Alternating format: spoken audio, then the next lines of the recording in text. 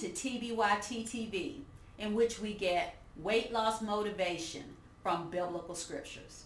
Today's focus scripture is taken from Proverbs chapter 23, verses 20 through 21, which reads, "Do not mix with winebibbers or with gluttonous eaters of meat, for the drunkard and the glutton will come to poverty, and drowsiness will clothe a man with rags."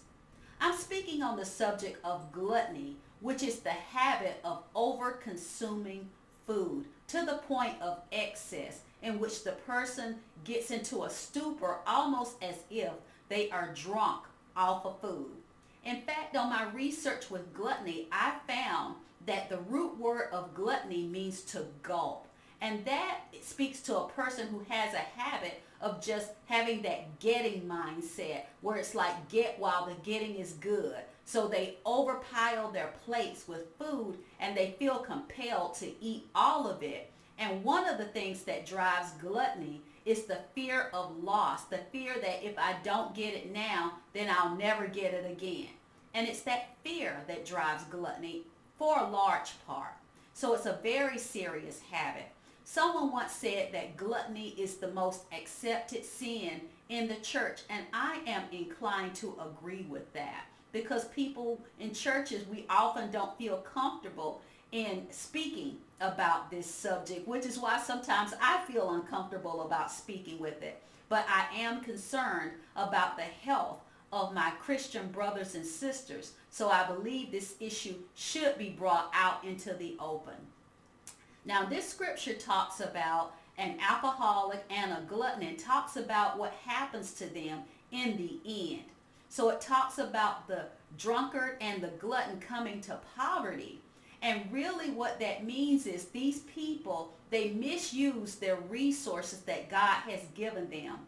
The alcoholic will spend too much of his money in search of the alcohol to satisfy this habit. And it's the same with a glutton. They'll misuse their resources and overspend in the area of food to satisfy their habit of gluttony. And then the second part of the scripture talks about another danger of the habit of gluttony. This danger says that the drunkard and the glutton will come to poverty, which we talked about already, but it says drowsiness will clothe a man with rags.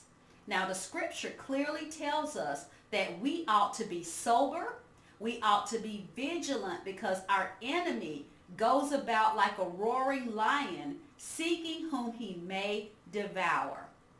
And what easier person to devour than a person who is constantly drowsy, who does not have their full mental faculties in action, because they're always practicing gluttony. So that's the background of this scripture, and it's something that I really want you to think about, especially if you go to church fellowship dinners, if you go to buffets, if you go to the family barbecue. These are situations in which you might have something laid out buffet style, and then just think about it when you go to these events, whether that getting mindset tries to come up on you, where you pack your plate so high that you can't see the bottom of it, or you pile food on top of food. So as your action step, if you have a habit of gluttony, these are three things that I want you to think about. First of all, I want you to think about the purpose of your body. The purpose of your body, because it does not belong to you. It belongs to God, because His Spirit lives on the inside of you. So you do have a responsibility to take care of your body and to take care of your health, so that you can glorify the Lord in your service through using your spiritual gifts. So that's a high calling.